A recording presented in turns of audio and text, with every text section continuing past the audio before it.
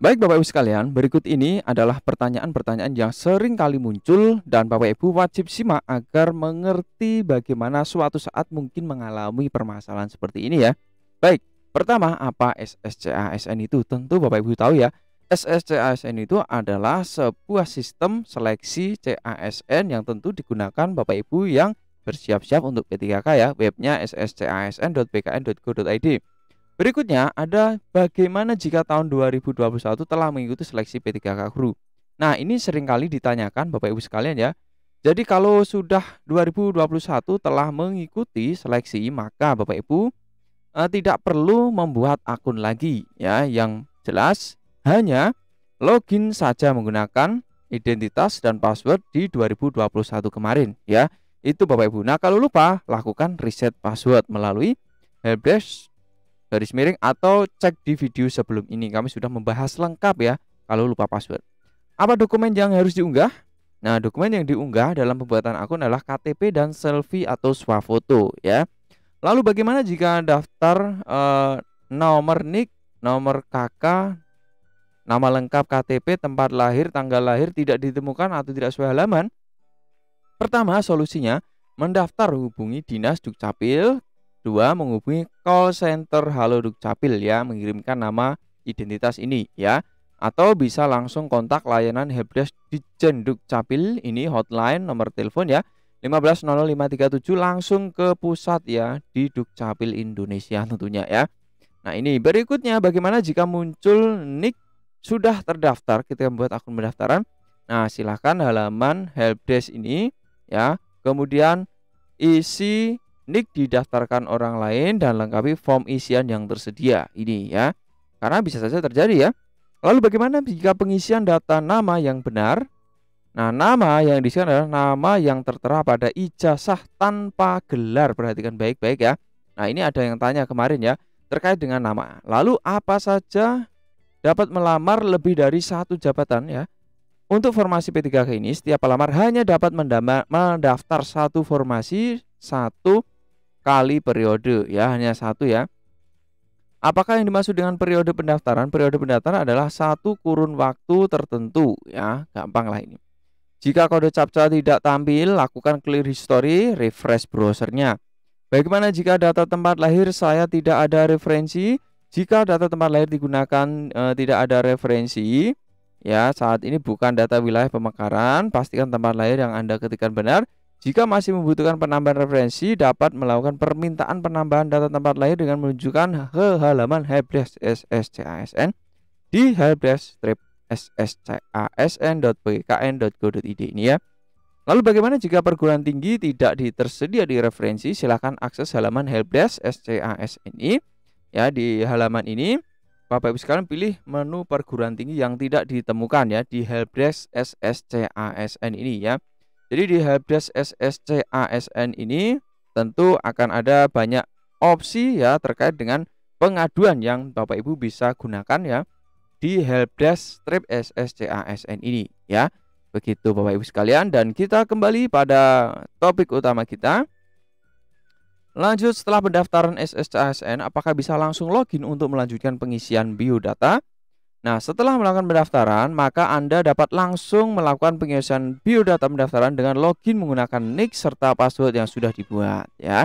Lalu bagaimana cara mengecek layanan informasi yang tersedia? Silahkan akses halaman SSCASN dan kemudian pilih layanan informasi, info lowongan, kemudian lengkapi form isian yang dibutuhkan ya. Coba kita SSCASN, kemudian pilih layanan informasi ya untuk mengecek formasinya ya. Siapa tahu nanti Bapak Ibu sekalian membutuhkan ini ya. Kita cari layanan informasi di sini, sepertinya untuk P3K saat ini, tepatnya saat video dibuat ya, belum tersedia ya. Tapi teman-teman bisa mengarah atau langsung menuju ke BKD setempat. Biasanya pasti di sana ada informasi berkaitan dengan formasi-formasi yang tersedia. Lalu bagaimana jika saat pengisian pendaftaran koneksi terputus?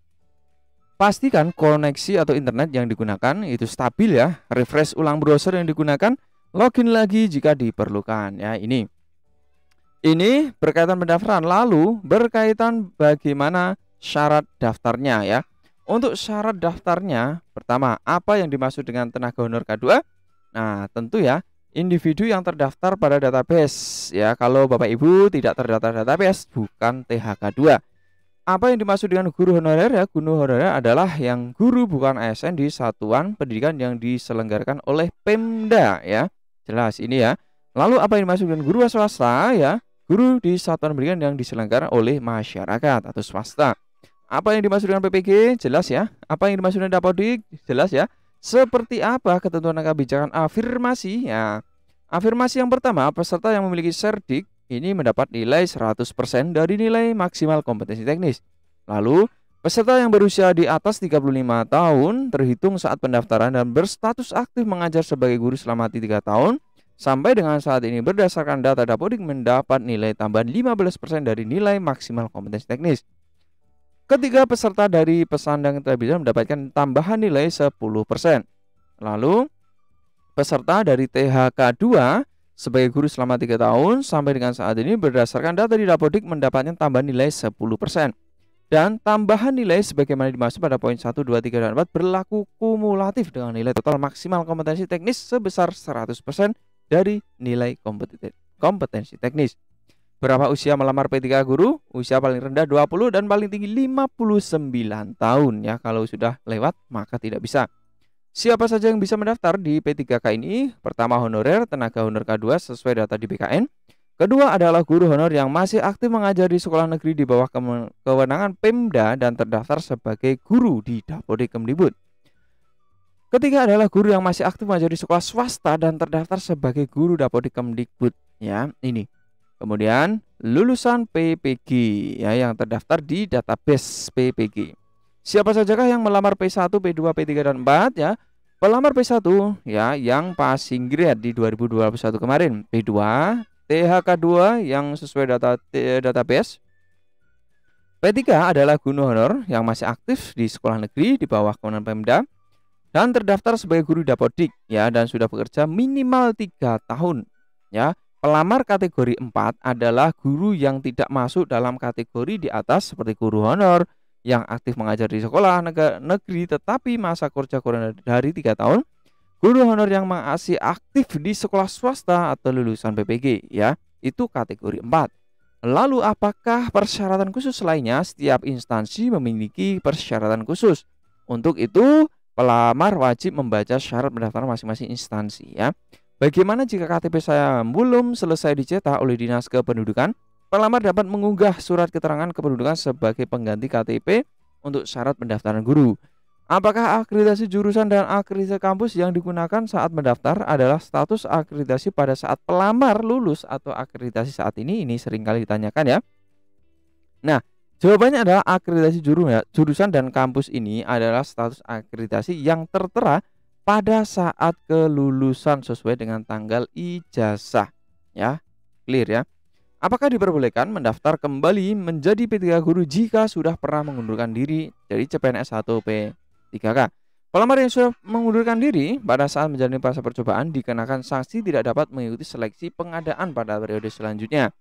Apakah diperbolehkan memilih formasi yang lebih rendah dari ijazah yang saya miliki? Misalnya saya memiliki ijazah S2 untuk melamar S1. Gunakan ijazah untuk melamar sesuai dengan formasi kualifikasi pendidikan yang dipersyaratkan. Jawabannya seperti itu ya. Next, perbaikan data. Apakah boleh memperbaiki data jika sudah klik akhiri pendaftaran di halaman resume? Tidak bisa. Jadi kalau teman-teman sudah akhiri pendaftaran maka tidak bisa. Jadi teman-teman harus berhati-hati ya dalam mengisi. Namun demikian apabila terjadi masih terdapat data yang perlu diperbaiki setelah berkirim, maka data tersebut dapat diperbaiki setelah lulus ujian dan diproses waktu pemberkasan penetapan NIP. Dapatkah saya mengganti membatalkan instansi yang telah saya pilih? Anda dapat mengganti instansi yang telah pilih selama belum mengklik tombol akhir pendaftaran. Ya, apabila Anda telah mengakhiri pendaftaran, Anda tidak bisa melakukan perubahan kembali. Bagaimana jika saya salah memasukkan nama pada form biodata saat pembuatan akun? Data nama tidak dapat diubah setelah klik akhir pendaftaran ya di halaman SSCASN, namun dapat diperbaiki kemudian ketika Anda telah lulus seleksi P3K guru dengan melampirkan nama yang sesuai pada ijazah. Bagaimana cara mengubah pilihan instansi pendaftaran? Selama Anda belum klik akhir pendaftaran, halaman resume Anda masih dapat diubah, khususnya formasi yang dilamar. Dan setelah klik akhiri pendaftaran tidak melakukan perubahan ya, tidak bisa lagi. Lalu pencetakan kartu, bagaimana jika hasil cetak kartu pendaftaran ini tidak sesuai dengan isian? Nah, jika tidak sesuai dengan isian maka clear cache ya, seperti biasa. Lalu bagaimana cara mencetak ulang kartu informasi akun sesuai akun SSCAS ini? Untuk cetak ulang kartu informasi akun bisa login di halaman web ini ya, gunakan user, nick, dan passwordnya. Lalu bagaimana jika kartu pendaftaran SSCASN ini hilang ya? Teman-teman silakan login ke halaman SSCASN dengan menggunakan nick ya. Lalu bisa tekan tombol cetak kartu pendaftaran ya. Jadi masih bisa teman-teman, jangan khawatir.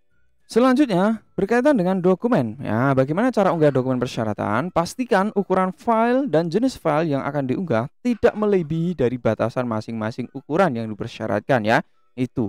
Lalu bagaimana jika saya gagal unggah dokumen persyaratan? Silahkan refresh halaman, dicoba lagi intinya ya. Dokumen apa saja yang dibutuhkan filenya ya? Nah ini, scan pas foto, latar belakang merah maksimal 200 KB, tipe JPG ya. Scan swafoto maksimal 200 KB, JPG juga. Scan KTP 200 KB, JPG juga. Surat lamaran 300 KB PDF lah. Kemudian scan ijazah PDF. Lalu scan transkrip nilai 500 KB PDF, scan dokumen pendukung 800 KB PDF. Nah, untuk convert dokumen, teman-teman Bapak Ibu sekalian bisa menggunakan menu yang namanya convert online ya, dicari saja di Mbah Google. Di sini ada web I love PDF contohnya ya. Contohnya ini bukan di endorse ya, ini contoh ya. Teman-teman masuk di I love PDF untuk mengkonversi ukuran PDF-nya. Jadi nanti bisa di-convert ya. Silahkan upload PDF-nya, nanti bisa di-convert ya. Itu ya, ini sekilas informasi suplemen tambahan untuk sahabat semuanya ya. Dan kita lanjut sekarang untuk topik atau masalah berikutnya yang sering kali ditanyakan, yaitu bagaimana agar proses unggah dapat lebih cepat ya. Ini lewat pelacakan, koneksi yang stabil ini kunci utama ya. Dan juga internet lancar lah. Lalu saya sudah melamar secara online, apakah perlu mengirim berkas fisik? Berkas fisik untuk seleksi administrasi tergantung kebutuhan masing-masing instansi ya. Jadi perhatikan pada daerah masing-masing. Apakah saya dapat mengganti dokumen yang sudah saya unggah? Jika sudah klik akhiri pendaftaran maka tidak dapat diganti. Tapi kalau belum ya, dapat dokumen yang sudah diunggah masih dapat diganti selama Anda belum klik tadi ya. Sudah dijelaskan di sebelumnya juga tadi ya. Nah, terkait dengan login, bagaimana saya lupa password ya. Lupa password sudah kita bahas di video sebelumnya. Intinya reset password. Reset password itu ada pengaman 1, pengaman 2, dan terakhir upload data-data ya. Cek video sebelum ini, kami sudah membahasnya ya, lengkap detail malah.